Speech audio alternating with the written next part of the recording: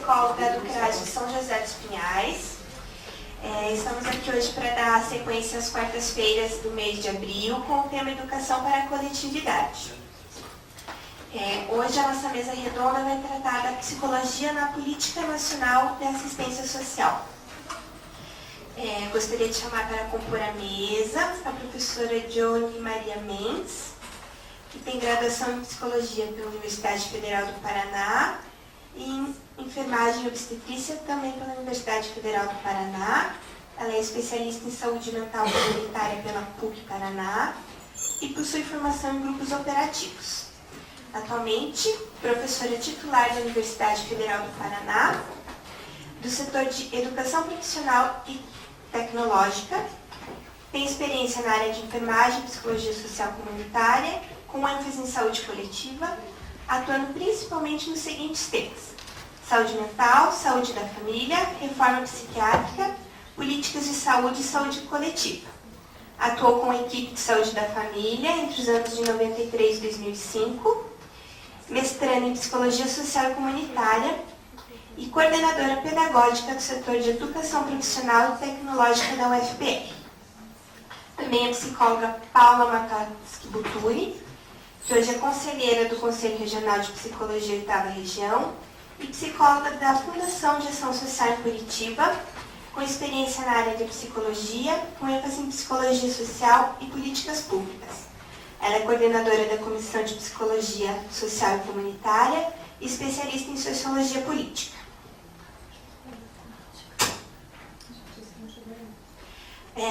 A psicóloga Márcia Mazarotto, que também vai compor a mesa, ela ainda não chegou.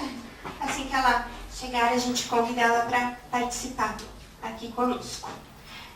Só antes da gente iniciar as falas, vou lembrar aos palestrantes que é necessário falar o microfone e também, ao final, as perguntas também é necessário que sejam feitas no microfone. Cada palestrante terá 25 minutos para estar fazendo a sua exposição e ao final das 3 exposições a gente abre para perguntas. Então, boa noite a todos e a todas. Queria agradecer o convite do CRP por estar aqui na quarta-feira, poder fazer um momento de reflexão com vocês sobre a questão que envolve a política da assistência social. Dizer que eu estou muito feliz por estar aqui por vários motivos, Então, se vocês ouviram na hora que ela estava me apresentando, eu venho de uma trajetória toda ligada à área da saúde, em especial à área da saúde coletiva, que é a área do posto de saúde lá do território. Como até o ano passado eu estava ligada diretamente com formação de psicólogos na área da psicologia social comunitária, eu fiquei tocada pela temática da assistência social e passei a estudar, enfim, me envolver com essa temática. Tendo em vista que eu ficava sensibilizada, inclusive, com as histórias trazidas pelos alunos, de estar num espaço novo, onde encontrava interface de conflito com outros profissionais e, às vezes, uma crise de identidade. E aí, a partir disso, eu comecei a estudar um pouco dessa política da assistência social. Então, acho que esse é um dos motivos que me deixa bastante feliz por estar aqui.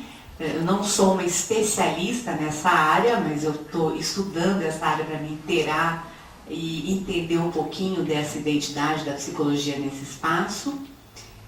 E também estou feliz aqui porque encontrei até conhecidos e companheiros ali de formação de longos anos, como o Marcelo, que está aqui, enfim. Então, agradecer o convite por estar nesse momento e fazer um momento de reflexão. Inicialmente a gente faz a fala e acho que abre depois para a discussão, Mas, enfim, pode passar o primeiro para mim, por favor? Eu só trouxe aqui alguns dados para a gente refletir um pouquinho e entender essa área como uma área em extrema construção.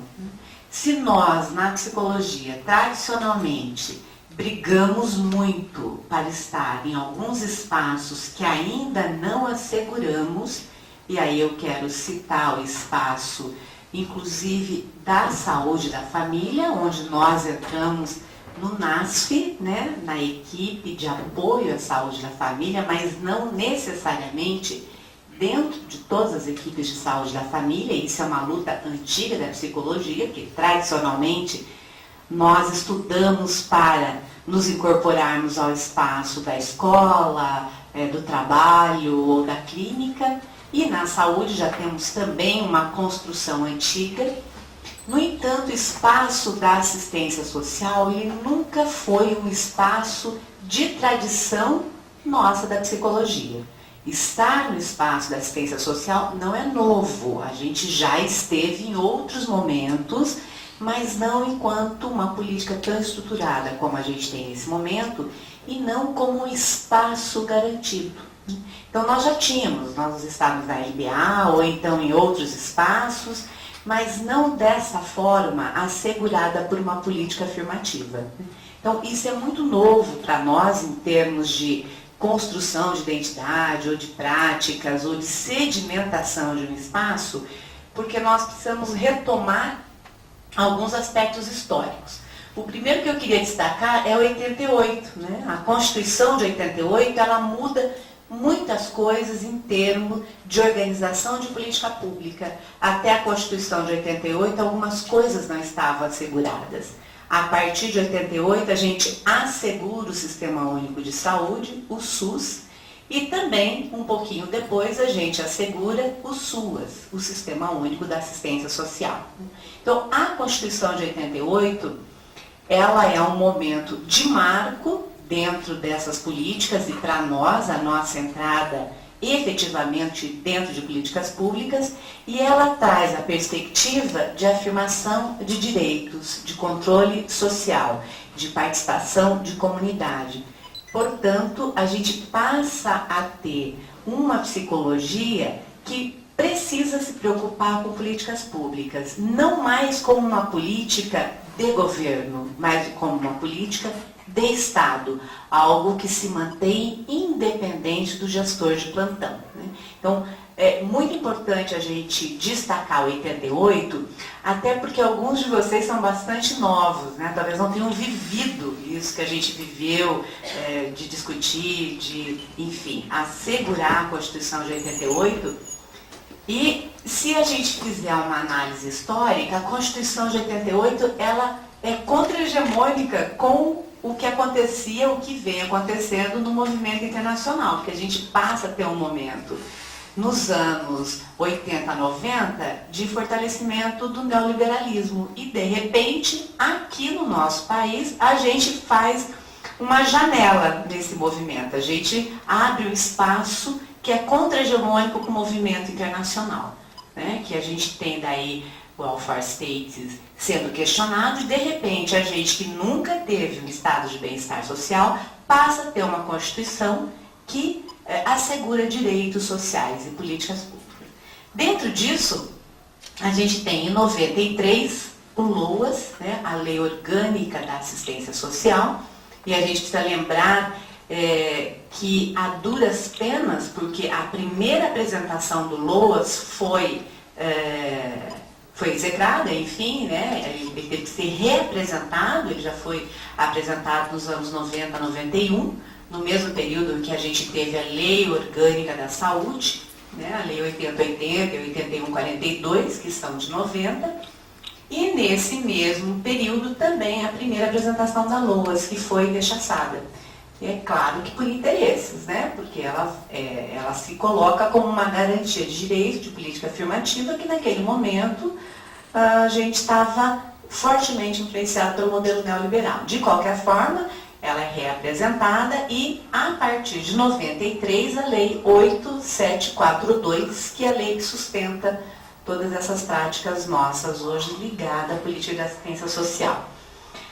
E aí eu queria colocar mais um dado para a gente avaliar esse ato, né? Porque a lei orgânica é de 93. No entanto, só em 2004 é que a gente aprova a Política Nacional de Assistência Social. Então, nós vamos ver aí 11 anos de percurso para poder afirmar direitos novamente. E isso é muito importante, eu estou trazendo esses dados assim, em anos, para a gente perceber que as coisas não são construídas de um momento para o outro, né? A Constituição de 88 foi uma grande briga. A gente conseguir traduzir, né, os capítulos da Seguridade Social, onde está a saúde, a assistência social, para leis que assegurem também outro trâmite. E, de repente, em 2004, quer dizer, 11 anos para uma lei ser metabolizada, ser instrumentalizada e ser colocada numa perspectiva de operacionalização, de chegar até as comunidades e as pessoas. Depois disso, né, acho que vale a gente destacar também os princípios e as diretrizes do SUAS, na perspectiva de que temos a universalização do sistema.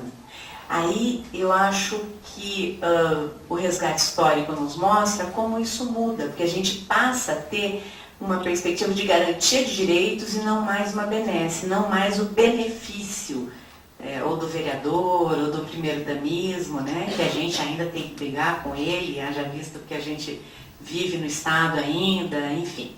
Mas nós passamos a ter uma política e não mais uma ideia de uma cesta básica perdida no meio do caminho, né? A ideia do território, então, pensarmos práticas para aquele grupo que mora naquele lugar, que tem aquela história de vida, aquela construção social, e não mais estruturarmos ações que sejam para todo mundo da mesma forma. Na verdade, pensar nesse território. Quem são essas pessoas com as quais nós vamos nos vincular? Dentro disso, a descentralização político-administrativa, a padronização do serviço da assistência social, a integração das iniciativas, a garantia da proteção social e a substituição desse modelo assistencialista. E aí, a gente tem que lidar ainda com questões que são difíceis, né? Ontem mesmo eu vi um troço, achei interessante, eu não sabia, não sei se vocês sabem, mas tem uma tal de Associação das Mulheres dos Deputados da Assembleia Legislativa. Eu vi ontem, achei tão chique, né? Elas têm uma sala na Assembleia Legislativa, elas têm isso acho que desde os anos 80, 90, 80, e ontem é que eles descobriram também que a Assembleia tinha doado para elas 2 terrenos, para elas, né, organizar as políticas totalmente assistencialistas, né? E aí a Assembleia parece que agora aluga do terreno que doou para elas, para estacionamento, é uma festa. Mas o que eu queria dizer com isso é assim, não, quando a gente ainda tem que brigar, porque a grande função era os chás e a distribuição de cadeira de roda, né? Então, vejam como a gente, a partir de uma política, estrutura uma lei orgânica para isso, tem um recurso próprio, um ministério para essas coisas que nós temos que ficar brigando no miudinho ainda, com gente que quer atravessar o percurso para entregar a cadeira de roda, né? Mas, enfim, pode voltar, por favor. Outra coisa que eu queria trazer, né, é assim, o quanto é significativo refletir sobre o Sistema Único da Assistência Social, porque agora nós somos números pesados. E a gente precisa de números, eu não estou querendo fazer uma discussão aqui quantitativa, e não acho que é essa... que isso importa. Mas, na verdade, nós passamos a pesar em termos de categoria de trabalhador ligado à assistência social, porque a gente tem um número grande hoje. Então, esse dado, eu esqueci de colocar a fonte, mas ele está no Jornal do Conselho Federal, que tem, vocês devem ter recebido, o jornal do ano passado, que fala só sobre assistência social, né? A Política Nacional de Assistência Social. E ele traz esse dado, que nós temos 44 mil profissionais trabalhando nos CRAS, não estou falando de CRES, estou falando de CRAS, né? E a política não é só CRAS, mas destacando o CRAS porque é aquele que tem mais afinidade com o território e com o trabalho frente à condição de vulnerabilidade. E desse total, 21 mil são do nível superior, tá? Dentro desse 21 mil que são do nível superior, 9 mil assistentes sociais, quase 6 mil psicólogos. Isso é extremamente significativo para nós pensarmos se, por exemplo, nós, enquanto academia, estamos organizando currículos e formando pessoas para entrada nesse campo. É um grande risco.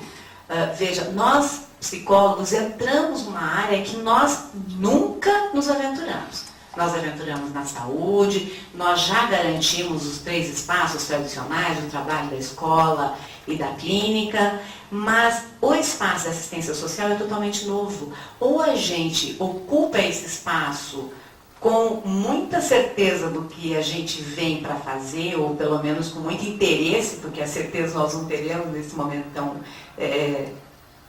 tão rápido, né? E também acho que as certezas são sempre temporárias, mas a gente precisa ter uma entrada que nos garanta nesse espaço. E aí dentro, a gente pensar que nós trabalhamos uma perspectiva de equipe, que é psicólogo, assistente social, pedagogo, e se a gente for para os outros espaços, o advogado, enfim, né?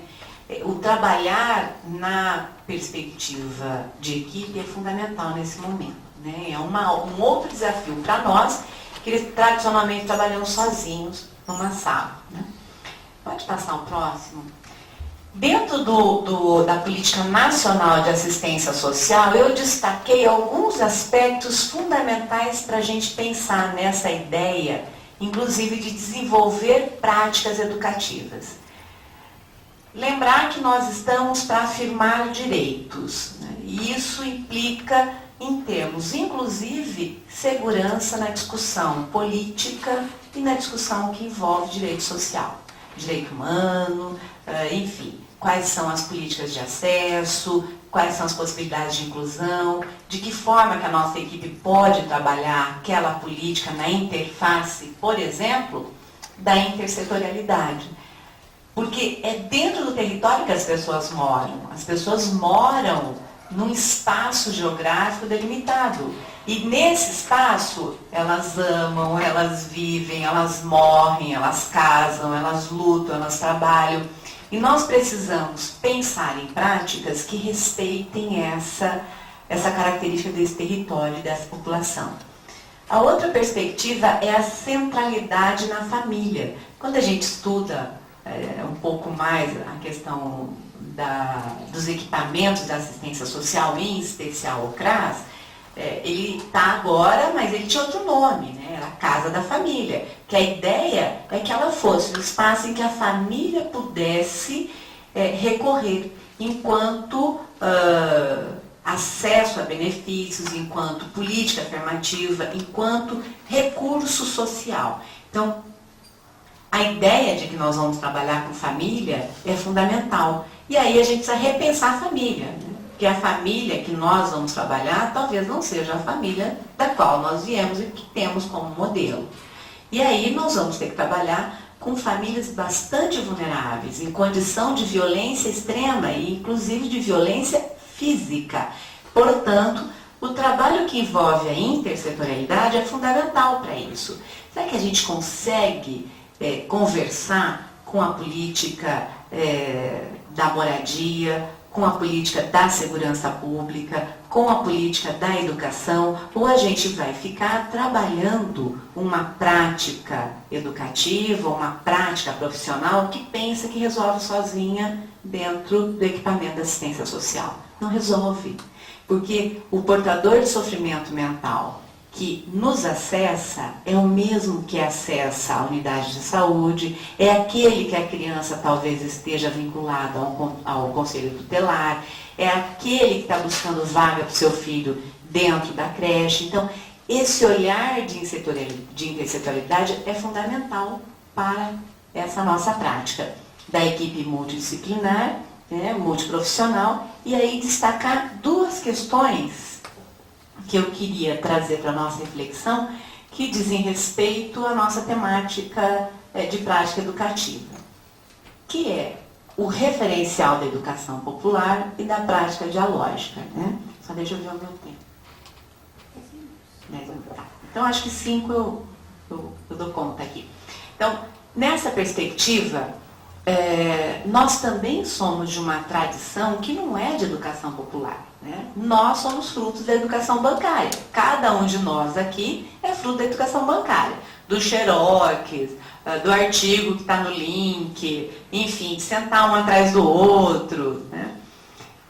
Isso é tão presente na nossa formação que quando a gente faz uma roda ou quando a gente tenta uma outra estratégia de reflexão, a gente chega a assustar, né? Porque é muito diferente, né? Inclusive tem gente que não quer participar e quer ficar um atrás do outro, né? Que é até mais fácil, enfim, a gente se esconde, é o nosso modelo de referência. E se nós temos a educação bancária como orientador da nossa prática educativa, é muito complicado a gente acessar classes populares. Porque algumas pessoas com as quais nós trabalharemos, elas não tiveram educação formal. Elas não vieram de uma escolarização como talvez nós tenhamos passado. E aí é muito importante, por exemplo, o momento da reflexão. E a tradução das suas histórias de vida como momentos de educação, né? E que a gente não pode desqualificar, desconsiderar, enfim, pensar outras práticas. E aí vai implicar uma relação dialógica. E a relação dialógica não é uma relação fácil, ela aparece, né, diálogo, tem até a revista Diálogo, né, que acho que é a revista nossa da psicologia, enfim. O diálogo não é fácil, né, e o diálogo é de mão dupla, né? E às vezes a gente faz diálogo, mas sou euálogo, né? E eu fico mandando o discurso é meu, né? E é muito significativo. E eu queria trazer essa perspectiva da relação dialógica, que ela não vai se dar, ou ela não deve estar presente só na relação entre eu e aquele com quem eu atendo.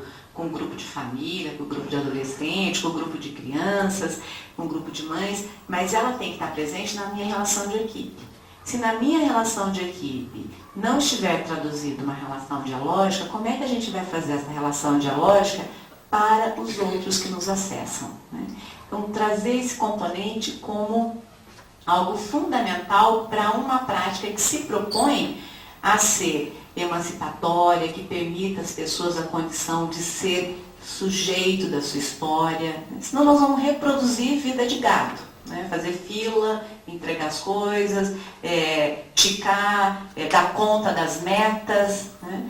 E, enfim, nem sempre a gente vai dar conta das metas. Por vezes a gente vai ter que dar conta das pessoas e não das metas. E aí, mudando um pouquinho, eu queria trazer para a gente pensar o Paulo Freire como uma possibilidade de prática dialógica.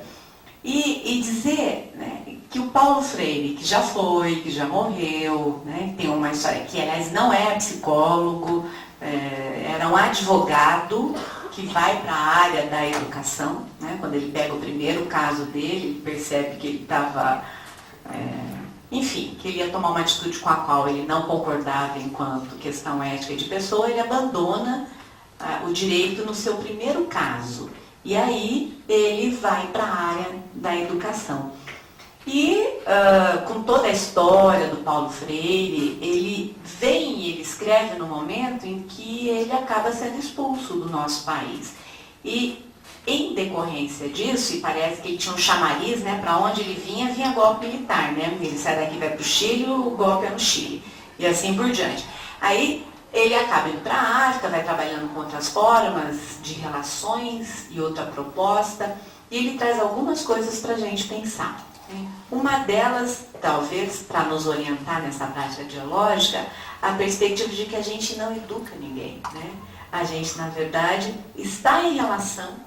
E as pessoas serão, a partir dessa relação e da relação do mundo, transformar seu processo educativo. Então, essa ideia de que a gente ensina as pessoas, ela é mentirosa. E essa ideia, né, que a gente conscientiza as pessoas, ninguém conscientiza ninguém. A gente possibilita às pessoas um espaço de reflexão.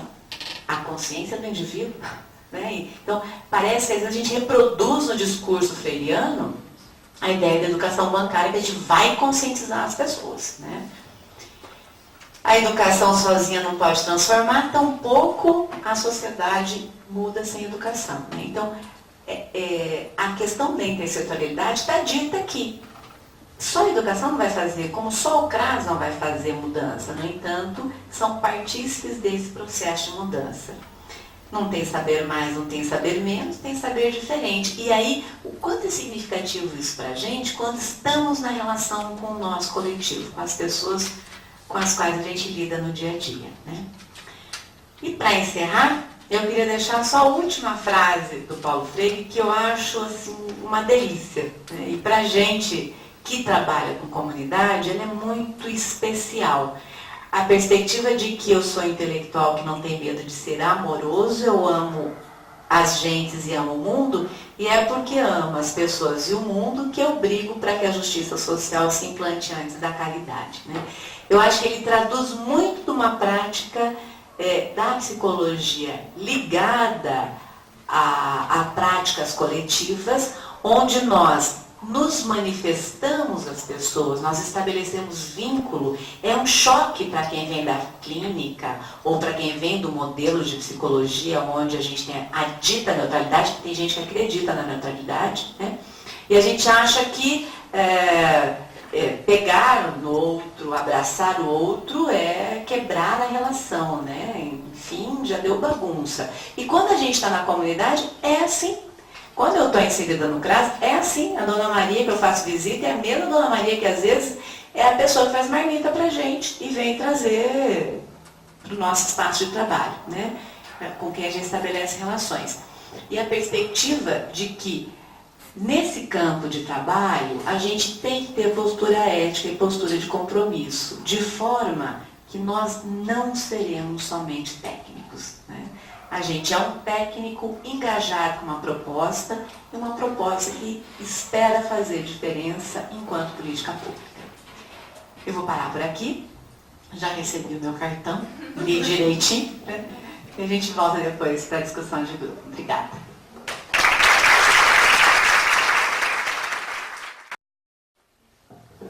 Bom, eu não sei se eu vou ter tanta destreza para passar a informação que eu gostaria, mas eu espero que alguma coisa fique importante. Então, eu estou falando na perspectiva de trabalhadora do SUAS, tá? Eu trabalho atualmente no CREAS, na Proteção Social Especial de Média Complexidade, mais especificamente no atendimento a crianças e adolescentes vítimas de violência sexual. Mas já tive experiência em CRAS e em CREAS que atendiam outros tipos de violência. Então é a partir desse lugar e do fato de eu ser conselheira e coordenadora da Comissão de Psicologia Social é que eu vou falar. Pode passar. Eu achei bem interessante o que a Johnny trouxe, e até queria começar com isso, que a nossa ideia aqui é dar conta das pessoas e não das metas. E até depois do encontro de hoje à tarde, que foi com os psicólogos que atuam na assistência, depois disso eu tive uma conversa com os colegas e essa questão assim, de como o trabalho numa política te coloca uma exigência de metas, de número de atendimento, né? E o que a gente está procurando aqui é falar de uma qualidade nesse atendimento. E de que qualidade é que a gente fala quando fala do exercício profissional da psicologia dentro dessa política. Então, o que eu vou procurar trazer nessa apresentação é a aderência entre o conhecimento da psicologia e o exercício dentro da política. Então, como que essas coisas se juntam e como que elas podem estar intrincadas. Partindo sempre da questão da ética. Então, eu trouxe uma reflexão que a psicologia ela não pode ser só uma técnica, né, só um saber fazer, nem somente um saber sobre as pessoas, um poder sobre pessoas. Mas ela precisa de um conjunto de valores, de éticas, né, para limitar seus poderes e guiar suas práticas. Então, aí está o fundamento do trabalho do psicólogo. É o saber técnico, é a questão do saber sobre outra pessoa e estabelecido na questão da ética. Eu trouxe uma citação do Galeano, que ele fala que em 48 e em 76 as Nações Unidas estabeleceram uma longa lista dos direitos do homem, mas a humanidade, em sua imensa maioria, tem apenas o direito de ver, de escutar e de se calar. Então, se a gente fala que a nossa ética é baseada em direitos humanos, a gente tem que saber que esses direitos não são vividos pela grande maioria da população. Então, se é para isso que nós estamos atuando, a gente tem que se deparar com essa realidade social e agir no sentido de fazer isso que existe como declaração seja uma realidade. Quis trazer também um pouco da trajetória do compromisso social da psicologia. Então, desde quando que se pensa em atuar nesse sentido dos direitos humanos? O último código de ética que nós temos é de 2005, é recente, e na verdade a trajetória da psicologia no campo do compromisso social também é recente. Eu gosto de trazer essa citação, é do Freud, não quero me ater à questão da psicanálise propriamente dita, mas a questão de uma reflexão sobre a assistência social já em 1918, nos Caminhos da Terapêutica Psicanalítica. Eu vou ler para vocês. Apresentar-se-nos-á então a tarefa de adaptar nossa técnica às novas condições. Teremos de procurar a expressão mais simples e compreensível de nossas teorias.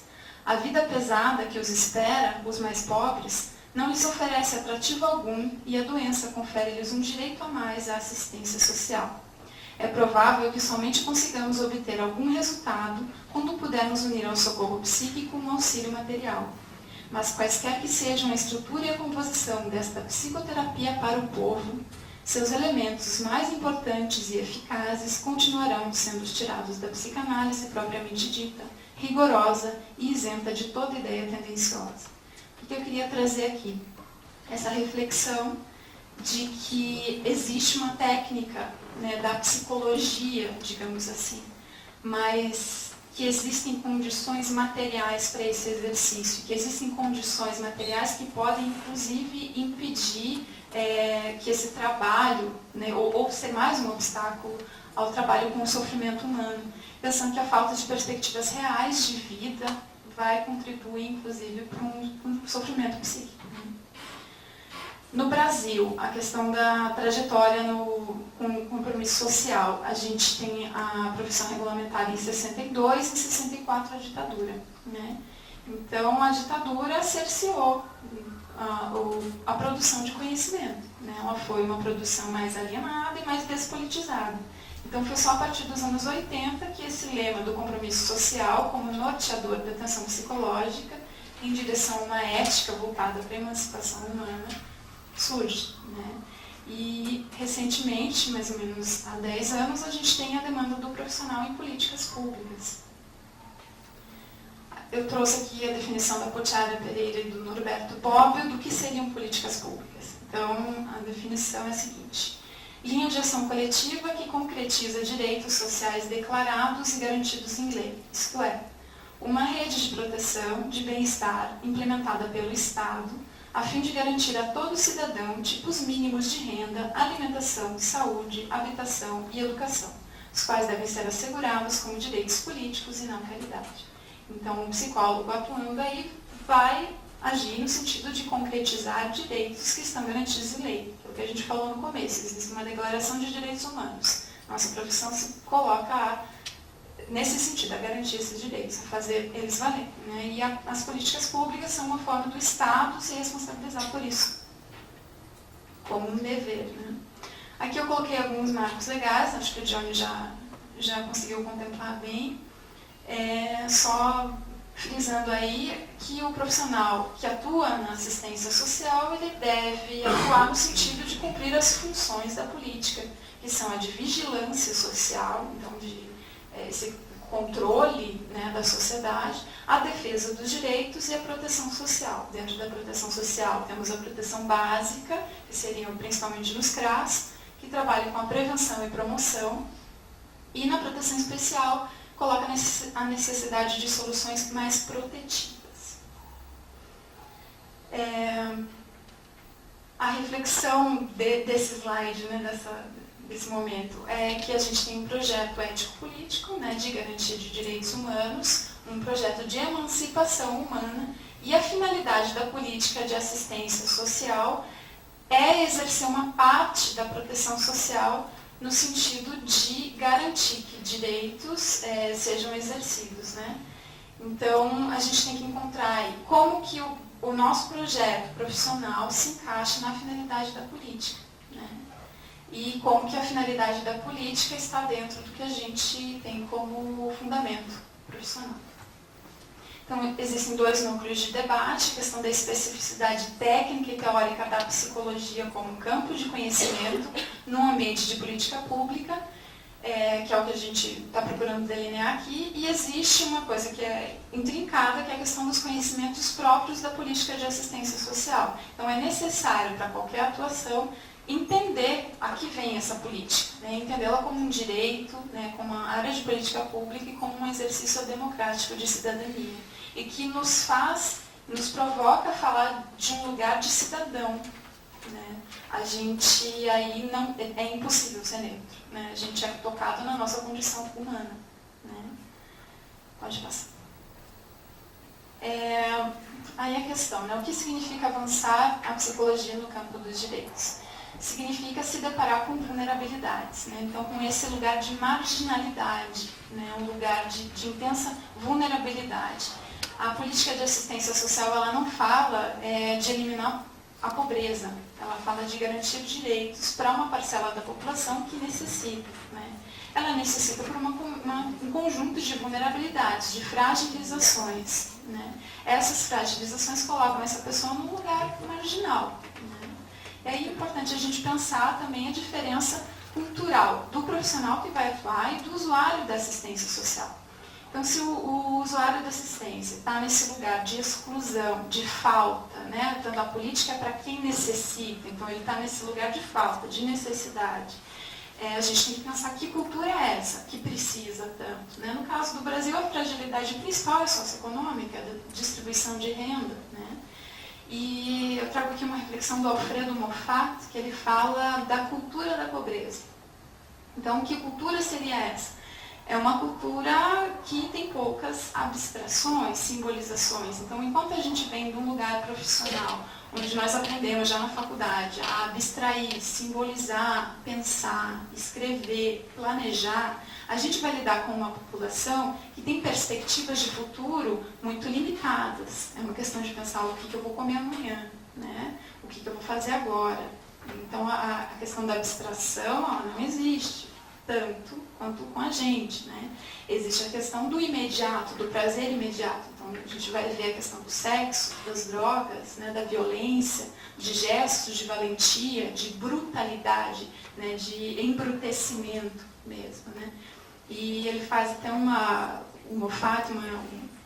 raciocínio bem interessante, que esse povo que ao ir ao serviço público se coloca num lugar de coitado, de pobre, que tem que atestar pobreza, lá na comunidade ele é forte, ele é valente, ele banca momentos muito perigosos, né? Enquanto a gente, falando desse outro lugar, né, onde a gente é da classe média, né, que seja essa categoria, mas enfim, nós temos essa capacidade de abstração melhor, a gente vai se amparar em instituições, né, em polícia, em conhecimento, né, mas ali, sozinho, na comunidade, a gente fica fraco, né? Isso não quer dizer que a gente vá chegar para essa população e falar, não, vocês têm que pensar, vocês têm que aprender, né? Aí estamos falando da educação depositária, né? Não é isso, a questão é dialógica e é entender que esse sujeito tem capacidade, sim, de construir as suas próprias concepções, suas perguntas, suas verdades, e que nem sempre vão ser as nossas verdades, né? E talvez a gente tenha muito a aprender com isso também. Coloquei aqui uma citação. Nesse sentido, nossa profissão tem aventurado inserções um pouco mais diretas na vida dita mundana, ou seja, lugares que pedem práticas muito pouco vinculadas aos gabinetes de atendimento e sim formas de atuar que circulem com maior frequência entre espaços da comunidade. Becos, esquinas, sombras, casas, praças. Não é isso. Você vai na casa da pessoa, você vai tomar um café com ela, você vai pegar o bebê no colo, né? Faz parte, você faz parte daquilo, né? Às vezes a pessoa passa no CRAS, diz como foi o dia e vai embora, né? Então é fazer parte mesmo. Eu trouxe um texto do Eduardo Galeano para responder um pouco essa pergunta do a quem é que necessita tanto, né? já chamam os ninguéms. Então a ideia até aqui, antes de ler, porque acho que é um texto bem forte, mas é que são questões objetivas, questões que se dão na relação e que vão se inscrever na subjetividade da pessoa. Então ela é um ninguém. Né? Então vamos para a leitura. As pulgas sonham em comprar um cão, e os ninguéms com deixar a pobreza. Que em algum dia mágico de sorte chova a boa sorte a cântaros, mas a boa sorte não chove ontem, nem hoje, nem amanhã, nem nunca. Nenhuma chuvinha cai do céu da boa sorte, por mais que os ninguéms a chamem, e mesmo que a mão esquerda coce, ou se levantem com o pé direito, ou comecem o ano mudando de vassoura. Os ninguéms, os filhos de ninguém, os donos de nada. Os ninguéms, os nenhuns, correndo soltos, morrendo a vida, ferrados e mal pagos. Que não são, embora sejam, que não falam idiomas, falam dialetos, que não praticam religiões, praticam superstições, que não fazem arte, fazem artesanato, que não são seres humanos, são recursos humanos, que não têm cultura, têm folclore, que não têm cara, têm braços, que não têm nome, têm número, que não aparecem na história universal, aparecem nas páginas policiais da imprensa local. Os ninguéms, que custam menos do que a bala que os mata.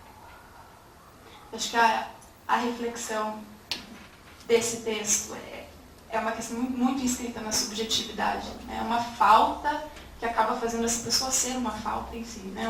um ninguém. Né? E aí a questão do social também, né? A gente os vê como recursos humanos, como artesanato, não é arte, né? Então o quanto isso não está ligado à questão da classe mesmo. Né? Aqui algumas reflexões da política de assistência social. Eu retirei esse texto da Aldeise Sposati, do seminário a respeito do trabalho no SUAS, do serviço social. Então ela coloca algumas contradições que a gente tem que pensar, né? Que eu considerei importantes. Então a confusão entre serviço social e assistência social. A política de assistência social não é uma política de serviço social, ela é uma política de Estado. Tá? Isso tem que estar bem claro. A assistência social compõe a equipe de referência junto com o psicólogo. Ele não está acima nem abaixo, ele está ao lado. Mesmo porque é uma situação muito complexa, né, para você colocar numa área de conhecimento só. Outro equívoco que se coloca é que a assistência social deva se ocupar de pobres e pobreza. Isso não é um objetivo compatível com uma política pública, eliminar a pobreza. Né? Ela não pode dar conta em si de erradicar a pobreza. É uma política de garantia de direitos. Ela pode ser um norte profissional, uma ética, a questão da eliminação da pobreza? Pode. Mas a política pública vem para garantir direitos, para garantir acessos. Né? Então, em especial, a assistência social, ela vai se destinar a inseguranças sociais. Né? E ela faz parte de uma tríade, junto com a saúde e com a previdência social. Então, ela não está sozinha na proteção social. E o terceiro equívoco, eu já falei, né? O equívoco de que ela por si exerce a plena proteção social. Ela faz parte de uma tríade. Né? Então, algumas problematizações.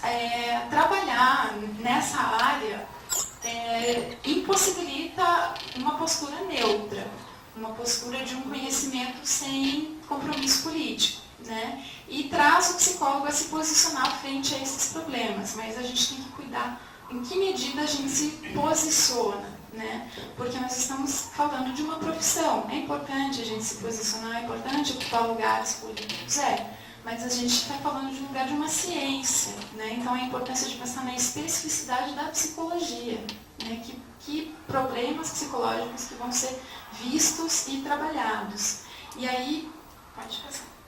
Eu trago a questão da psicologia social e comunitária, um texto de Arendt, de 97, que ele coloca a trajetória da psicologia social, ele é professor, e ele diz o quanto os alunos dele, ao ir para a comunidade, ficavam angustiados porque eles falavam que a psicologia não vai dar conta disso tudo. É muito complicado, né? O que fazer, que instrumento usar? Será que eu tenho que me apropriar da antropologia, da sociologia e deixar de lado a psicologia, né? Ou então fazer só a psicologia e esquecer essas coisas?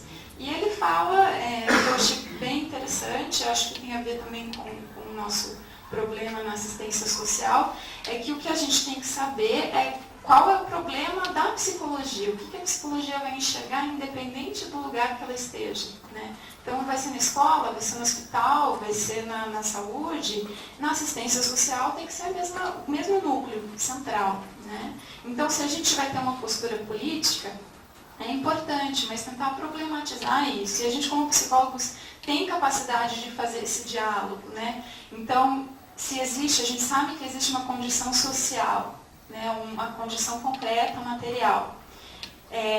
Não é puramente lutar para que isso se extinga. Claro que isso é importante, mas estou falando da psicologia. Como formular um problema psicológico nesse caso? Então, como que essas pautas materiais afetam o subjetivo? Né? Como que o subjetivo passa por essas condições materiais? Tentar problematizar, encontrando o que é próprio da psicologia. Coloquei aqui uma citação, não pretendo dizer que o cientista não seja politizado, mas ele não deve permitir que esta politização, que ele tem enquanto cidadão, desoriente sua atividade enquanto pesquisador de uma disciplina científica. Aí o rigor da ciência. Né?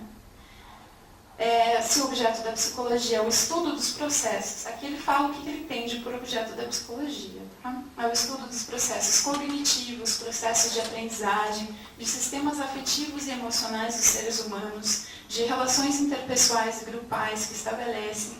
O olhar psicológico seria o olhar fundado nas teorias que sustentam a cognição, a aprendizagem, a emoção, entre outros processos que configuram o comportamento humano.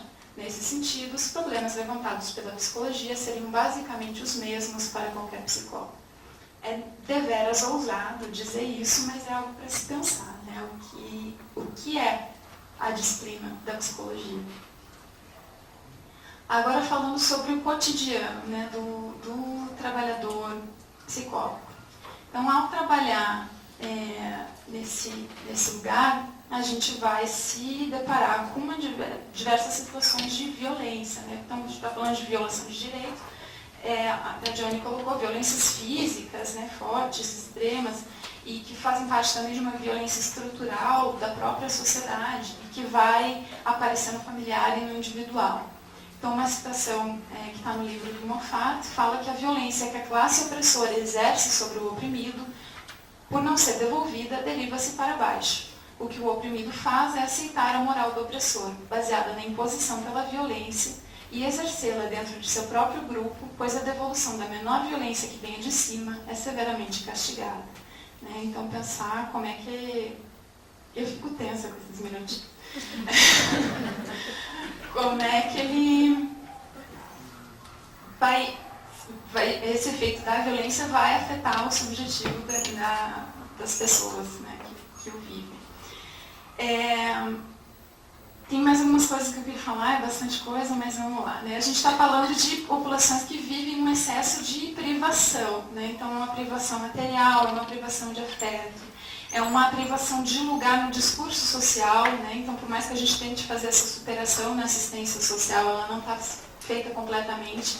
A gente ainda tem muitos critérios para o acesso a benefícios socioassistenciais que fazem com que esse povo tenha que provar que é pobre, provar que falta, né? Então, se definir a partir de um não. Né? Isso geralmente se repete nas famílias, então é um excesso de privações, de coisas concretas, que impedem que essa pessoa, inclusive, simbolize, pense, fale, sonhe. Né? A gente ouve algumas frases: eu não sei como essa pessoa vive assim, ou então a pessoa dizendo, não dá para sonhar, não dá tempo para pensar, eu não tenho isso, eu não posso me dar esse luxo de pensar. Né? Então, aonde que o psicólogo pode entrar? Nessa capacidade dele, do sujeito, poder falar disso que não se fala, disso que é horrível. Né? Então, eu tenho uma experiência, eu trabalho com abordagem de exploração sexual de crianças e adolescentes. Eu fui abordar uma menina de 16 anos que havia levado um tiro na cabeça e o marido dela havia falecido, o pai do filho dela. E ela estava sendo prostituída. Né? Quando você pergunta, o que você sentiu? Como foi para você? Doeu, perdi o cabelo. Não, mas o que você sentiu? Não vem. Né? Então, essa capacidade da escuta que nós temos é a capacidade de falar do indizível, e não é à toa que as pessoas falam que esse trabalho não é para qualquer um. Né? Bom, pode passar. tem só algumas questões, vou passar um pouco mais rapidamente. Então, a questão do atendimento psicossocial. Então, o que é esse psicossocial? É algo que vai além das cisões da doença, saúde, né? E que procura fazer um acompanhamento integral do indivíduo. A questão do território, outra questão fundamental, eu trouxe uma citação do Milton Santos. Ele diz, na verdade, que o território é onde o sangue ferve, né? Não é apenas o conjunto dos sistemas naturais e de sistemas de coisas superpostas. O território tem que ser entendido como território usado, não o território em si. O território usado é chão mais identidade. A identidade é o sentimento de pertencer àquilo que nos pertence. O território é o fundamento do trabalho, o lugar da residência, das trocas materiais e espirituais e do exercício da vida. Então, é a importância de entender esse território. A questão da centralidade na família, né, como uma concepção que está na norma operacional básica, que vai vincular o atendimento sempre à família, entendendo que qualquer situação que os sujeitos passem, eles voltam, né, para esse núcleo familiar. Isso é importante, é um rompimento com a tradição, porque nós tínhamos programas, né? A gente tinha um programa do adolescente infrator, o programa do idoso, o programa da mãe, né? E agora se entende que essa família é um núcleo, né? E que está relacionado e que tem que ser trabalhado como um todo, né? Trouxe um ponto polêmico, que é o exercício da escuta clínica e a atuação social. Existem autores que falam que é possível utilizar a intervenção clínica no contexto comunitário, o que possibilita construir novas formas de atuação. Na verdade, aqui fica a questão, uma questão em aberto. Existe um entendimento de que a clínica seja uma clínica patologizante, né, ou terciária. Eu até grifei aqui a questão da escuta clínica, né? Então, o que é fazer uma escuta clínica? É inclinar-se, né, sobre o sujeito, não agir de imediato, porque a assistência social ela traz essa coisa da necessidade de apagar incêndio, né? Você tem que fazer alguma coisa, senão vai cair a casa, cabeças vão rolar, né? Então, a gente tem que ir para além disso e se inclinar sobre o sujeito, entender que o sujeito que é esse que está ali. E isso é uma escuta clínica, sim. Pelo menos na minha opinião, tá? Isso tem muita polêmica, né? Porque existe uma compreensão de clínica, existe o entendimento de que a escuta clínica faz parte da saúde, tá? Mas a escuta clínica pode ser, sim, um instrumento que o psicólogo possa se utilizar, inclusive com uma finalidade social. Pelo menos é uma questão, não é um problema. A questão da interdisciplinaridade, então, com uma atuação que possibilita uma interlocução horizontal entre diversos saberes, sem desconsiderar as particularidades de cada profissão. Então, a importância da interdisciplinaridade e da troca, né, do respeito entre profissionais e que esses conhecimentos saibam, que os profissionais, né, que dispõem desse conhecimento saibam trocar. Trouxe mais algumas questões, então pensar qual que é o fim do trabalho, então qual é a finalidade do trabalho. A gente sabe onde é a porta de entrada na assistência, a gente não sabe onde é a porta de saída. E, pode passar. A questão da saúde do trabalhador. Trabalhar na assistência social coloca o profissional, independente da área, a necessidade de responder a partir da sua condição de condição humana, de ser humano. É uma coisa que mexe, né? Trabalhar com violência vai afetar aquele que está atuando. Trabalhar com grandes vulnerabilidades e com essa coisa de ir lá para a comunidade, falando de uma experiência, você ir até o final da cidade que você desconhecia, né? Viajar 2 horas para chegar ao seu local de trabalho e voltar ao final do dia para o centro da cidade, né? Que movimento é esse? Que contraste é esse que a gente acaba, né, vivendo? Então, a importância de ir além do nosso local de trabalho, né, de atuar para além dos CRAS, os CREAs, os equipamentos, mas ocupar outros espaços de controle social, de conselho, porque respostas prontas não existem, né? Então, a gente pode realizar um movimento de transformação, né, se a gente conseguir participar desses espaços, ou a gente pode ficar parado se o tamanho desse problema nos deixar congelados, né, nos deixar assustados. Aí, para terminar, eu trouxe mais uma citação do Eduardo Galeano, para pensar mesmo, né? Ela está no horizonte, disse Fernando Bini. Me aproximo 2 passos, ela se afasta 2 passos. Caminho 10 passos e o horizonte se afasta 10 passos mais além. Por mais que eu ande, jamais alcançarei. Para que serve a utopia? Para isso, para caminhar. Então, talvez a gente não tenha respostas prontas, mas a gente sabe para onde a gente quer ir. Obrigada. Então, meu nome é Cristo, sou psicólogo, trabalho na FAS. Gostei bastante da apresentação de vocês, mas o que faz um tempo que eu tenho repetido com meus colegas, a importância da política, né? A política se relatou bem. Como que demorou 11 anos para a assistência chegar, é uma luta, mas era um momento político neoliberal. Agora nós temos outro contexto. Uma política de assistência social, tem um projeto de sociedade, tem um projeto de homem, tem várias coisas. E a gente, como nós psicólogos, somos sujeitos políticos.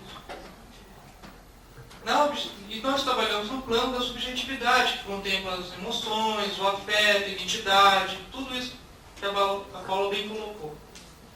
Na assistência, que é, aí eu vou colocar como uma espécie de contradição. Na assistência, que apresenta-se como uma... Sposati coloca isso, você recupera isso. Se apresenta como uma política de garantia de direito, e o principal corte dela é a renda. É a objetividade, é a pobreza.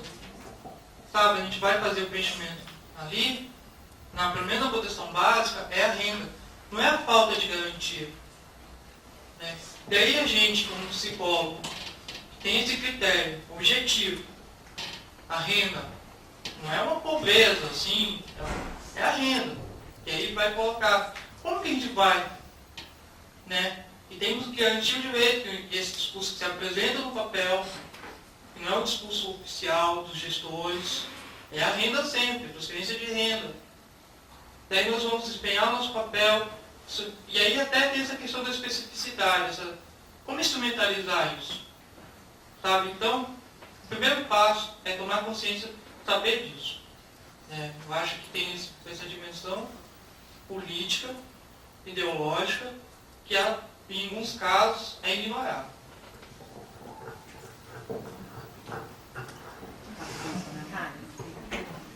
Muito bom, né? Você traz algumas coisas que são cruciais nessa reflexão.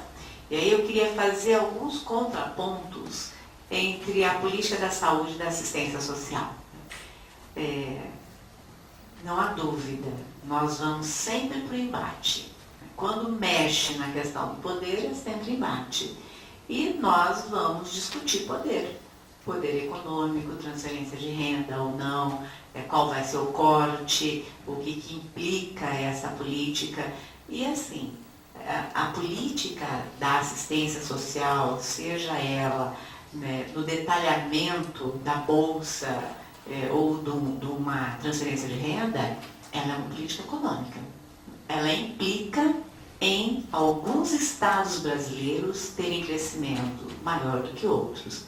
Alguns estudos que eu vi uns 2 anos atrás mostraram, por exemplo, o crescimento na região norte e nordeste do país em relação à região sul. Em termos de quanto de cimento estava indo para a região norte e nordeste em relação à região sul, porque o cimento era só sudoeste, né? Sudeste e sul, e agora o cimento também sobe. Então, ela também é uma política que impacta na questão econômica. Então, essa ideia, né, de bolsa para miserável, eu acho que a gente tem uma reflexão bem importante sobre isso, porque ela é uma política econômica, inclusive, que repassa, transfere, e isso muda perfis de relações sociais. Porque uma coisa é eu receber uma cesta básica, outra é eu receber o meu cartão e eu escolher o mercado que eu vou. Eu quero comprar creme de leite, leite condensado, eu não quero farinha. Mas é absurdo, você não vai escolher o chocolate que você quer? Por que ele não pode escolher o que ele quer? Essa ideia da gente massificar, né, e ter que dar uma cesta para as pessoas e impedir o desejo, né? impedir o que é rico para ele. E eu tenho muito medo de algumas coisas que erraram e erramos, e eu acho que a gente tem problemas seríssimos na saúde, e que isso possa nos servir como aprendizagem para a assistência social, né? Porque a saúde, diferente da assistência social, na questão da renda, ela não tem renda. O SUS, por exemplo, é para todos. Na lei ele é assim. Na prática, ele vem se transformando. Nós estamos num processo terrível dentro do Sistema Único de Saúde, que cada vez mais ele é um sistema para pobre. E olha que eu sou uma lutadora do Sistema Único de Saúde, mas assim, em alguns momentos ele vem se configurando como vamos oferecer para quem não tem nada. Para quem tem, vai tentar no seu plano de saúde. E aí quando a porca torce o rabo, sobra tudo para o Sistema Único de Saúde, porque não tem plano que faz transplante. Nós somos o país com mais número de transplante público do mundo. Em termos de número de transplante, nós só perdemos os Estados Unidos, né? Porque tem alta tecnologia, consumo de serviços de saúde, então nós somos o segundo país no mundo em número de transplantes. E nós somos o primeiro país do mundo em transplante público. Isso ninguém fala. Só se fala da fila e da falta da vaga e do diabo 4 no Jornal Nacional, assim por diante, né? Mas é uma tentativa de desqualificar um sistema que veio para todos, diferente da assistência social, né? Que ela não vem para todos, né? Ela vem para alguns. E aí a gente trabalha na questão de deixar as pessoas numa situação desconfortável, né? Que a Paula trouxe, provar que eu sou pobre, provar que eu necessito, né? Que é a falta, é a política da negação, né? Você não tem, então a gente vai te dar. Então, eu acho isso muito importante, e muito importante para nós na psicologia, essa reflexão, até porque nós não nos formamos na graduação para atender esse grupo de população. Nós ainda temos como referencial muito forte um referencial médico, né? Um referencial.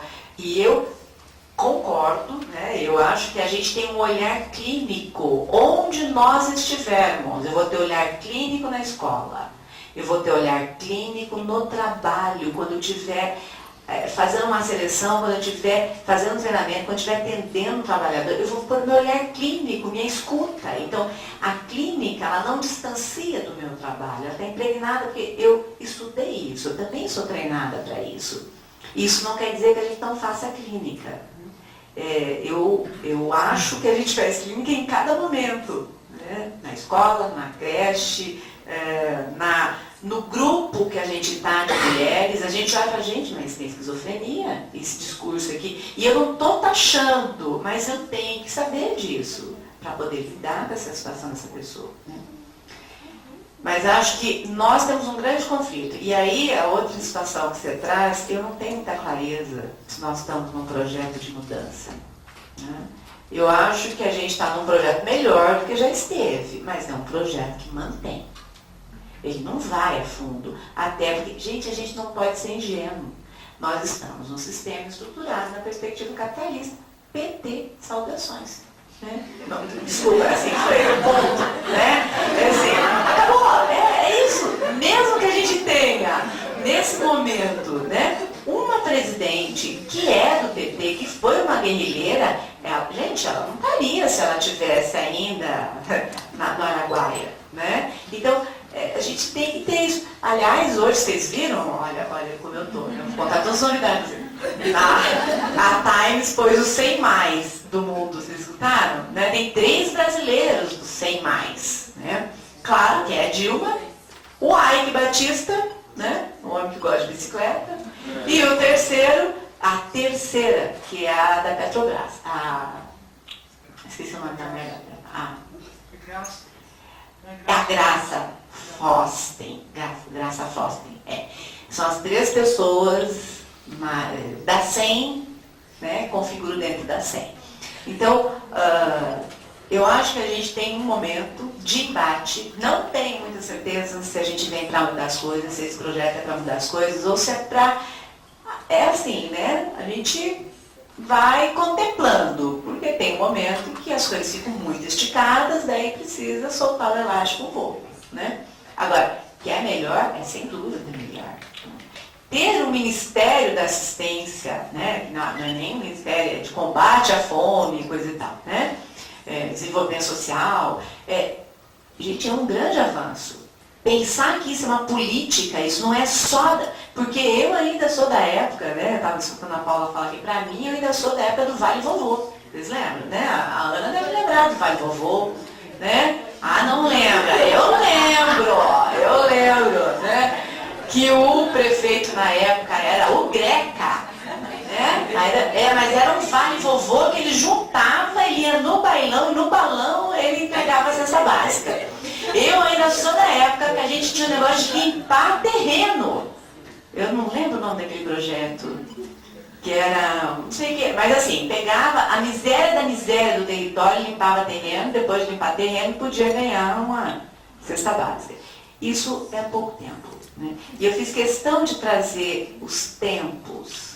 10 anos é pouco, em termos históricos é pouco, né? E agora, isso não é para nos desanimar, é para nos alegrar, né? Na perspectiva de que todas as vezes que eu vejo tem assim, 5 mil, 6 mil psicólogos em classe, meu Deus do céu, o que é isso? Né? A gente não tinha nada.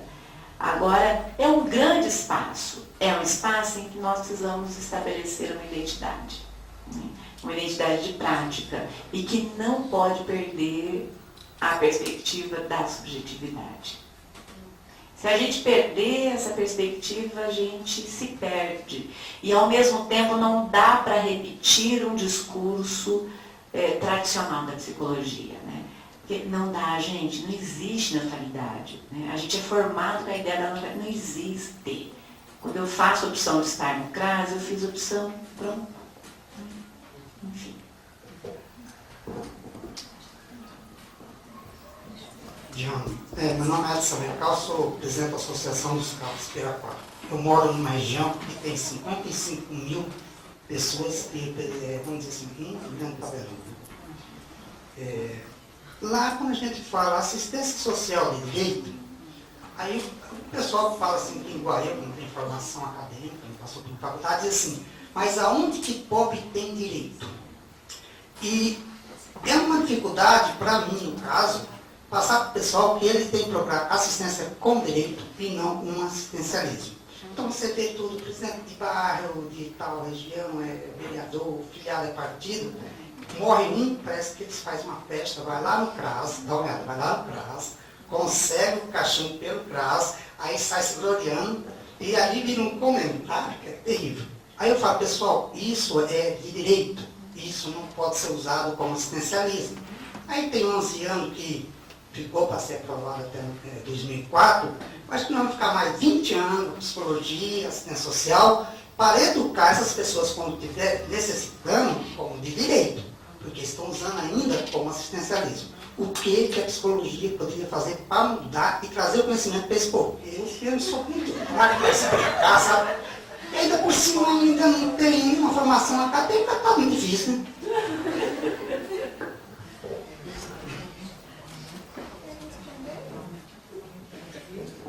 Olha, que legal, né? Porque, assim, eu acho que nós, não só da psicologia, eu vou dizer nós que somos trabalhadores ligados a uma perspectiva de emancipação.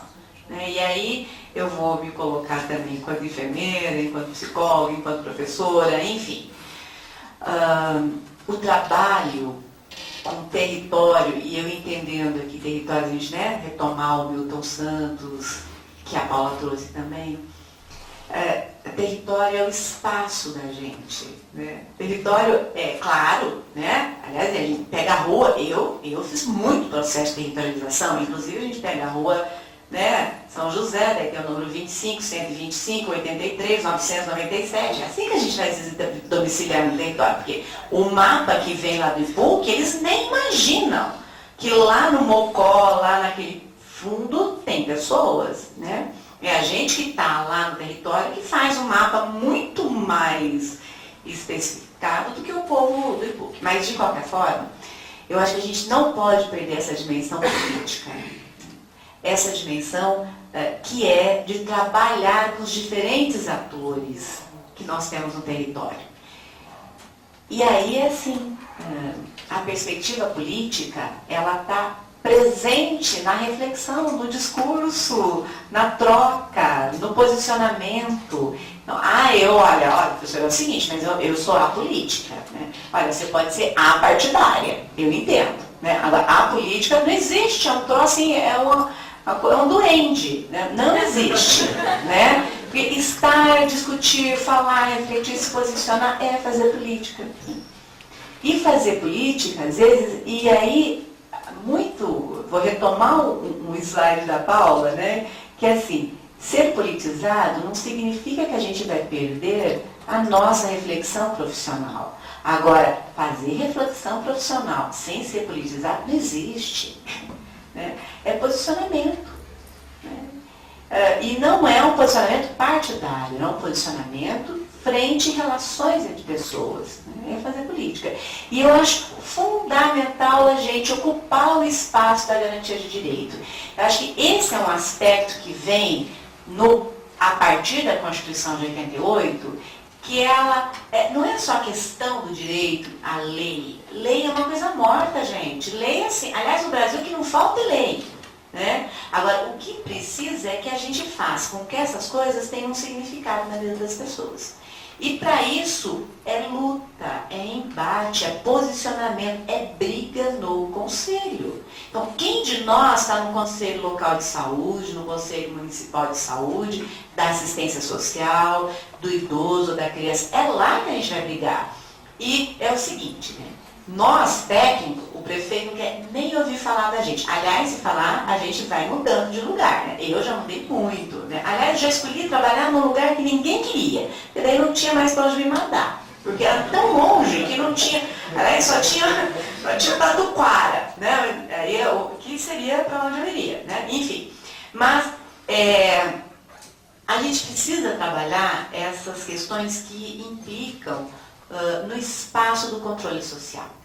E o prefeito, ele não está nem aí para nós técnicos. Agora, para a população, ele morre de medo. A gente vai lá, xinga, fala, ele não dá ouvido. Chega um líder comunitário, ele se sente pressionado. Né? Só que os líderes, às vezes, nem sabem desse poder. Ou pior que isso, os líderes foram cooptados. Né? Que é de matar. Porque assim, cooptar trabalhador... A gente entende, né? Até porque senão você vai para Tatuquara, às vezes é uma questão de sobrevivência, né? Agora, cooptar a liderança é muito complicado, né? Porque aí você impede a emancipação. E eu já trabalhei em áreas onde o filho da nossa presidente do Conselho Local de Saúde era cooptado, ele era funcionário do prefeito. Então, imagina a tristeza que era a gente trabalhar naquele espaço. Né? Mas eu queria dizer isso, que eu não entendo que tem uma mudança acadêmica. Eu, enquanto professora, venho dizer que da mudança acadêmica, nós temos que fazer para trazer esse conteúdo, essa perspectiva para a formação, para que isso não seja uma surpresa para os profissionais. Agora, a briga política dentro do território, ela vai se dar também nas forças desse território, nas lideranças, em ocupar esse espaço. Né? E é tão engraçado, como a gente vê vereador disponibilizando ônibus para o dia do velório, né? Impressionante. Eu trabalhava em Santa Felicidade, tinha um ônibus que era só para o velório. Morria, era só chamar e levava. Né? E as pessoas se mantêm, né? As pessoas se mantêm. Então, eu não entendo que isso vai se dar pela academia. Acho que pela academia a gente vai conseguir trazer esse debate para a formação do profissional. Agora, essa discussão política é no dia a dia. E olha, é doído, né? Mas para quem viveu os anos 90, e a gente brigava muito, os anos 80, a gente tinha que disputar. Gente, o que foi a Constituição de 86? Né? A Constituinte de 86, a Constituição de 88, a Constituinte de 86. Aquela briga do Ronaldo Caiado, esses dias eu me lembrei que faz 20, encontrei uma pessoa, também não vai entregar o jogo assim, né? Mas quando o Ronaldo Caiado foi lá naquela formatura do Santa Maria, alguém lembra disso? Ah, nossa, né? Pois é. As pessoas... A convidou ele para Paraná. Exatamente, né? O pessoal do DR convidou e o pessoal não ligado ao DR esteve lá. Então foi uma pancadaria, foi uma beleza, foi uma cena. Mas parece que a gente tinha um sentido, a gente tinha uma ideologia, a gente brigava por alguma coisa. Assim, nada, gente, em absoluto nada contra a marcha da maconha, ok? Eu acho que a gente tem que discutir, tem que pensar uma política em relação à questão de drogas, mas parece que hoje a gente só se une se for falar da marcha da maconha, a marcha da saúde não discute, a marcha da educação não discute, sabe? Então, parece que a gente perdeu alguns referenciais ideológicos no sentido de se posicionar para alguns avanços.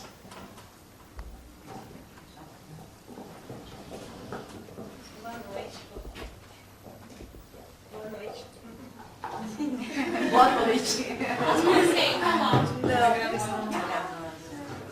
Boa noite, meu nome é Thalita, sou acadêmica de psicologia do Centro Diretivo. Atualmente eu sou monitora da disciplina de psicologia comunitária. E eu queria fazer um link com isso, principalmente da questão da formação e também da formação política do psicólogo dentro da universidade, como ele transmite isso também para a população. Nas férias eu tive a oportunidade de participar de um estágio do Versus, que é esses estágios na realidade do SUS.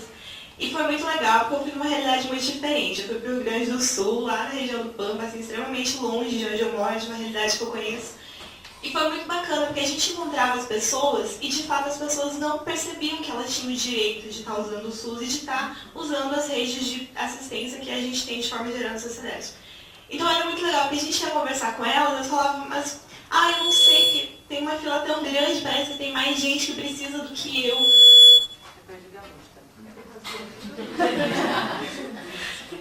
Pode ser, não sei, mas enfim. Então as pessoas não percebiam assim, que era um direito delas. E o nosso papel, a gente meio-dia depois nós íamos discutir, os acadêmicos que estavam. O microfone, né? Esse tá bom. Então a gente tinha essa conversa com as pessoas e a gente falava, olha, será mesmo que a senhora não tem o direito de estar usando esse sistema tanto quanto o outro senhor que mora do outro lado da cidade, que está longe? Então a gente ia conversando, pois é legal que a gente venha visitar, né? É legal que no SF participe, que a gente vai visitar as pessoas, vá na casa de vocês, escute essa demanda, tem esse olhar, essa escuta clínica, como a gente estava falando. Mas o que a gente precisa fazer? Eu sozinho não posso. A senhora, Dona Maria, tem que ir lá e tem que falar, olha, eu acho tão legal quando vai lá o pessoal da ciência social, quando vai lá o pessoal da psicologia. Será que eles não podem mais? A gente está precisando dessa escuta. E é legal que a gente via que tinha esse feedback deles, eles falavam quanto isso era importante, também mostravam pra gente que como era necessário que a gente também divulgasse mais isso, né? Para tomar um conhecimento mesmo, então, às vezes a gente pensa que a informação não circula, que falta informação, mas como que a gente está transmitindo essa informação também? Obrigada.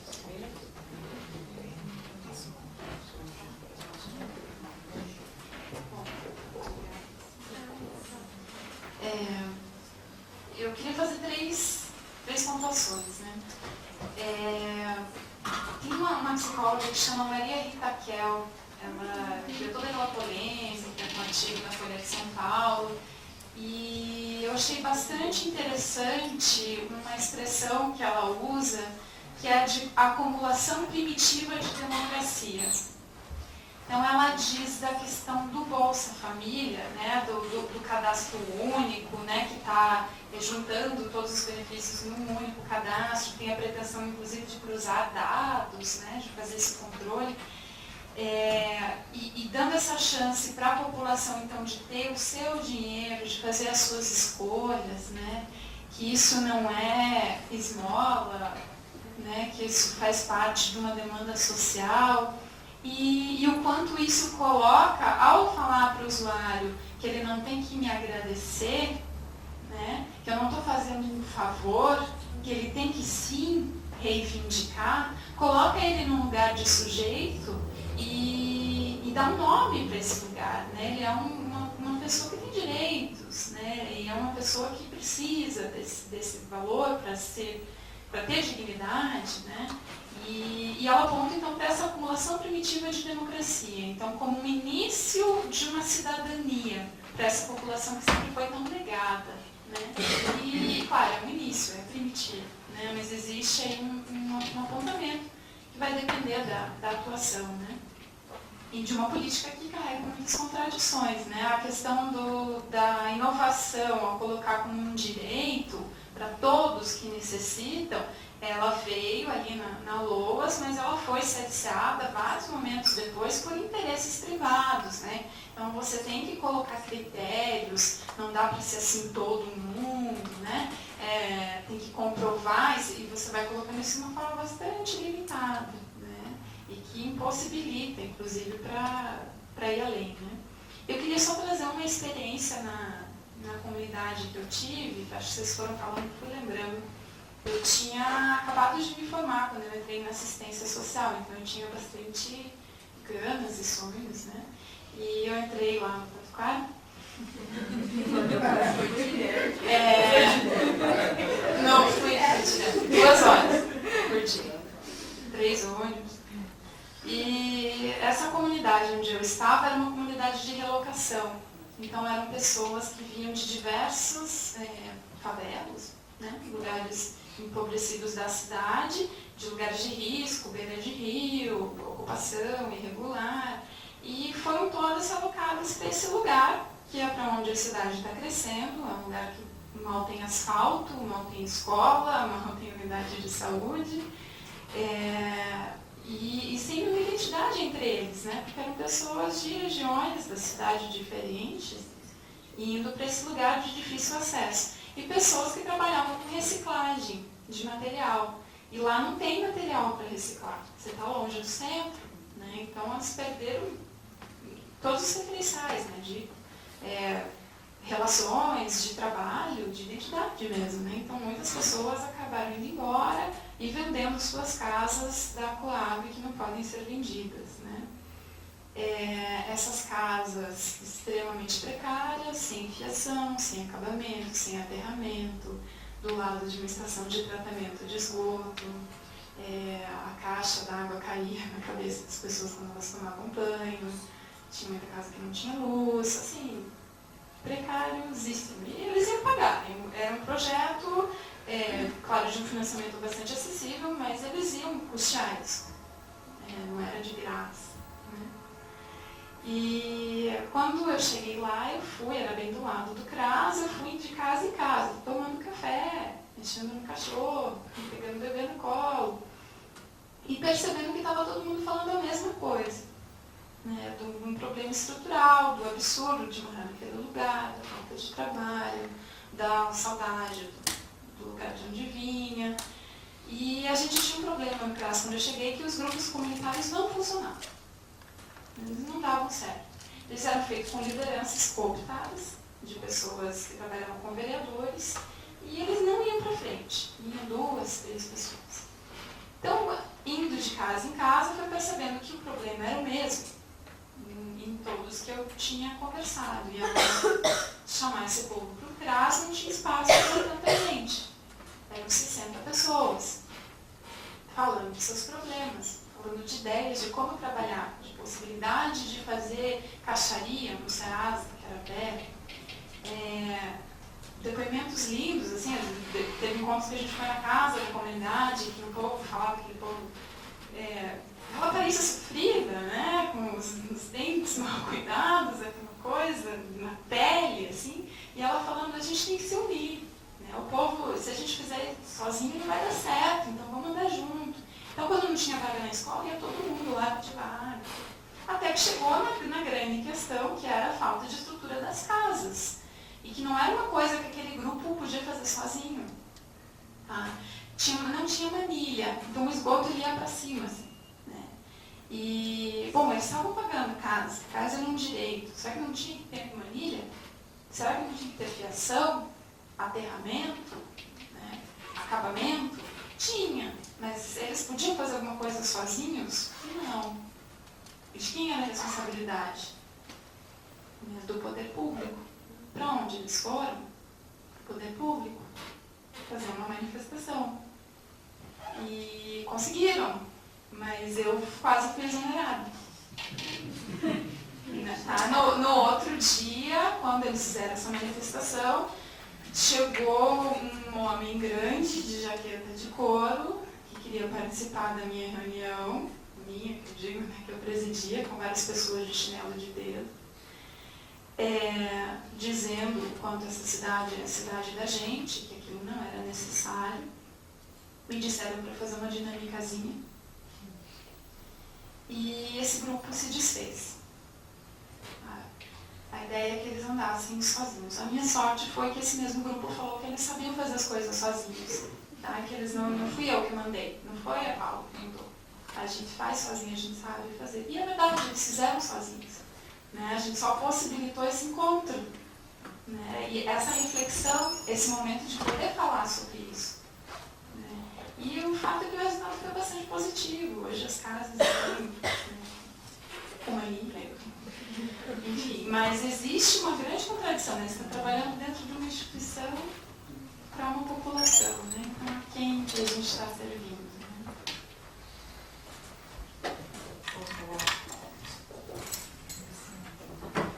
E aí eu acho que chega no ponto central. Eu, particularmente, não acho que a política da assistência social tem que ser focada em família. Para mim, até pelo teu relato, tem que ser focado no território, na comunidade. Como que você vai garantir direito? Uma discussão que é muito mais eficiente no espaço como você apresenta, individualizando e colocando em família. Aí o que vai ser posto? Benefício. Como que a gente não é na sociedade? Como é uma política de benefício? Como que não vai ser? Objetivo no benefício. Sabe? Então, nesse ponto, quando as coisas também são planejadas como políticas, ao colocar na família, ela não é tão transformadora. É transformadora da família. Melhora a autoestima da mãe, da criança. E aí o psicólogo serve para isso, para melhorar a autoestima. A partir do momento que você começa a entrar numa situação dessa, que as pessoas vão dizer, é uma ditadora, ela não está desempenhando o papel, mas você está mudando. Sentido, como que a cidade, como que a comunidade percebe, qual o sentido que ela dá à sua moradia, qual o significado daquilo, como que as suas emoções, as suas identidades. Você põe ali a pessoa que deu espaço para isso. E cria e previne, se elas vão buscar saúde, sabe? Se você não é a pessoa que joga para frente, que vai, agita. Então nesse ponto, aí que tem outra coisa, né? Você falou bem. Até que ponto o poder público é interessado nisso? Mas nós fazemos parte do poder público. Nós fazemos parte do Estado. Então, bem dito, não dá para dizer nada, não, nós não somos os agentes políticos. Mas nós fazemos sim ações políticas. Eu acho que nessa questão, nós podemos até dizer, sim, tem um espaço da família, claro que tem. Não tem como não dizer. Mas não aceitar o espaço do território pelo significado e pelo simbólico, que o Milton Santos colocou muito bem, a subjetividade, que não é só um espaço geográfico. Tem um conceito de psicologia social comunitária, que está naquele livro da Regina Helena de Freitas, na orelha, você já vê isso. Que o espaço geográfico não é a comunidade. Ela sobe para o campo subjetivo, das relações. Está ali, no meio do livro, com aquele livrinho amarelo. Você abre ali, já está posto ali. Sabe?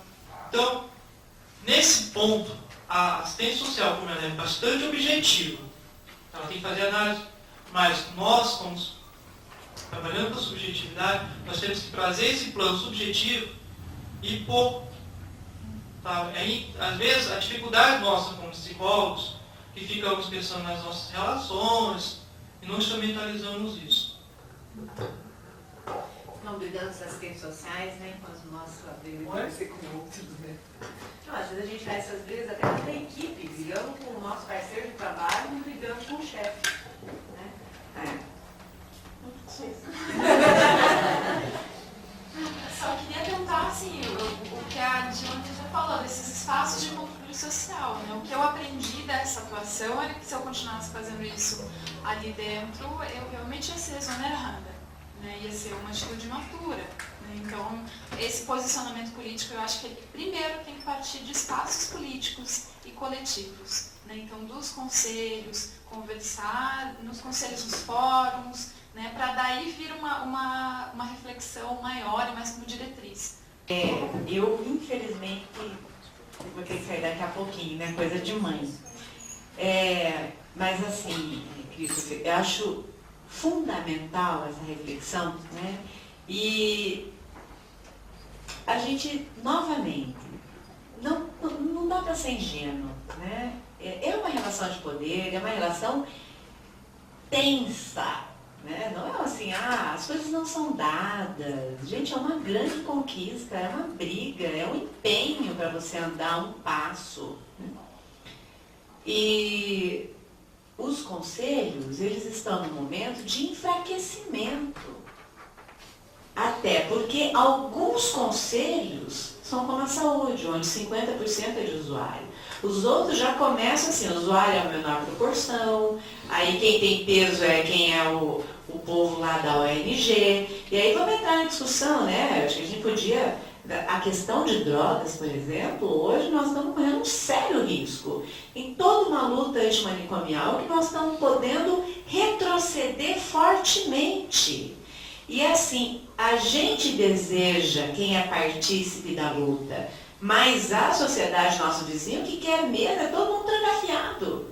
Né? Nós estamos assim, cada um por si, Deus por todos. Né? Enfim, o senso do coletivo não está desenvolvido. E aí, como é que a gente vai trabalhar a política pública que implique coletivo, se o senso do coletivo é se tiver tudo bem comigo, tudo bem. E eu acho que assim, a gente tem que dar passo, mas a gente tem que retroceder. Né? A história que a Paula traz, essa história, muitos de nós passou. Eu trabalhei numa equipe no dia seguinte, um foi para cada lugar. Pipocou todo mundo. Né? E é assim. E às vezes a gente tem que dar um passo, daí a gente volta, dá mais um para frente. Né? Só que isso não vai ser construído só dentro da equipe técnica. Esse é, sem dúvida, a parceria da comunidade com a equipe. Né? E eu tenho clareza absoluta, né, que o dia que eu jurei lá, eu não jurei para o prefeito e eu não jurei para o dono da empresa, caso eu estivesse trabalhando nessa área. Né? Eu jurei para as pessoas. E o meu patrão são as pessoas. Agora, é fácil isso? Não, é difícil. E às vezes a gente não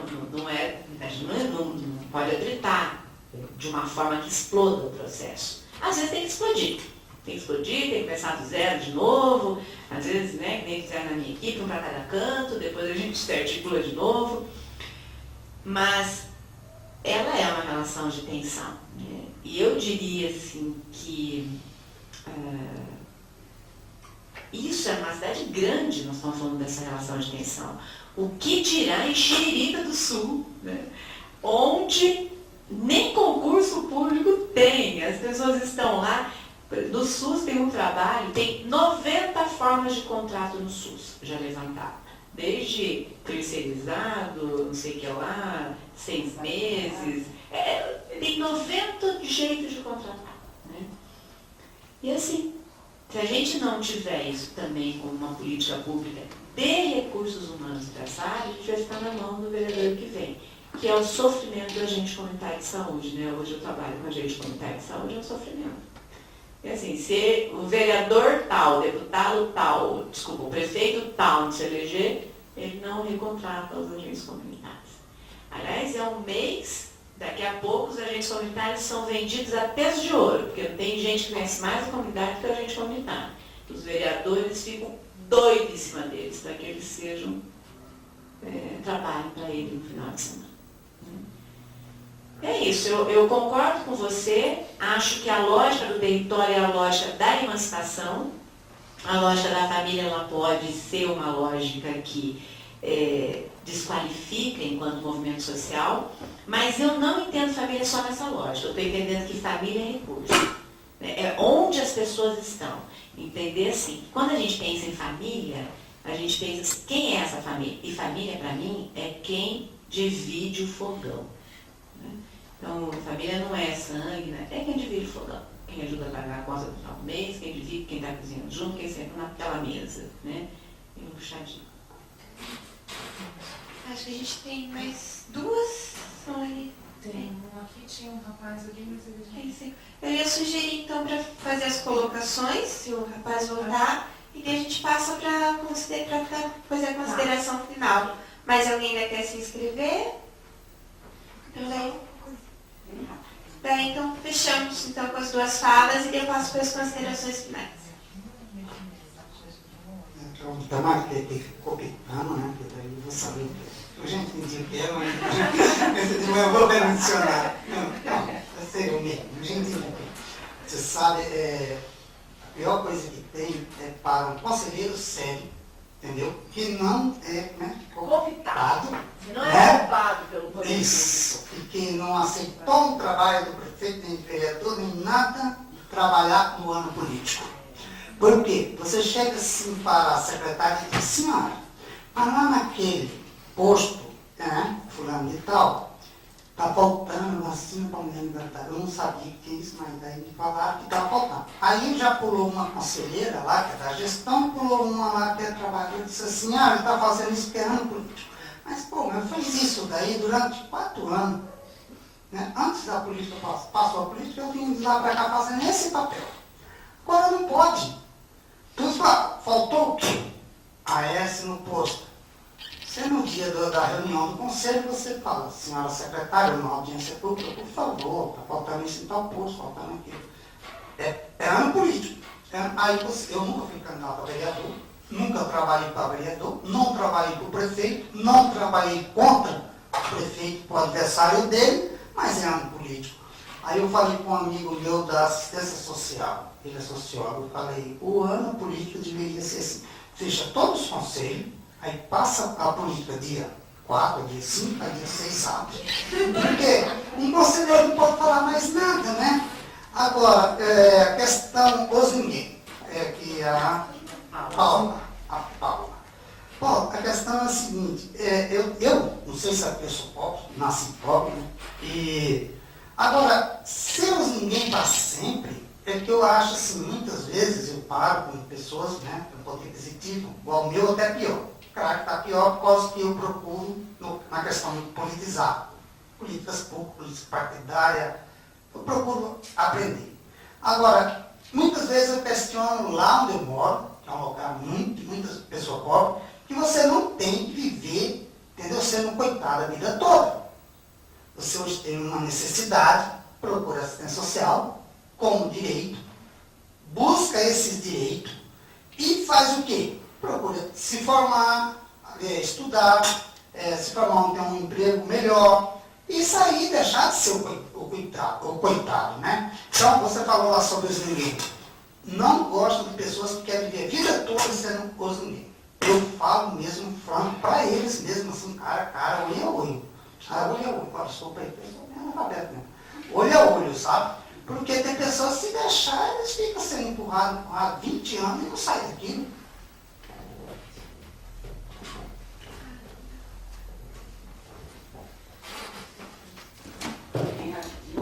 Eu estava me coçando desde o início aqui, lembrando do Martim Baró, né? Dessa coisa do psicólogo e o compromisso do sofrimento dos povos latino-americanos, né?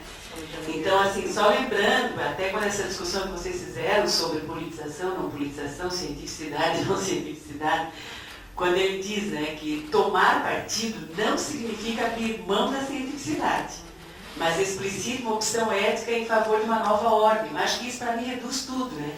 E com base nisso ele vai dizer, ó, a psicologia precisa se reinventar, precisa de uma nova epistemologia, uma nova ação e uma nova outra coisa que eu estava perguntando para o Cristo, o que é que ele diz, quer dizer, é uma outra coisa, né? Quando tu toma partido que é da maioria, né? Não é de uma minoria, tu não está buscando privilégio.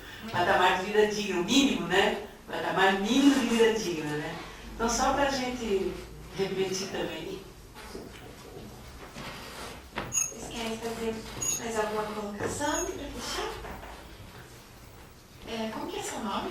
Edson, acho que quando você fala que não gosta de pessoas que querem ser ninguém, né, a vida toda, claro, ela sempre com uma condenação, eu acho que é o que a gente diz quando fala da postura política, né, dessa postura ética, né, de um projeto ético-político. E é esse, de não ser ninguém para sempre. Eu trouxe mais como uma forma de ilustrar o quanto isso como isso é visto e lidado na representação social, na cultura, né? Não que isso seja uma condenação, né? Mas para mostrar o absurdo disso, né? O absurdo desse ser ninguém, desse lugar de ninguém, né?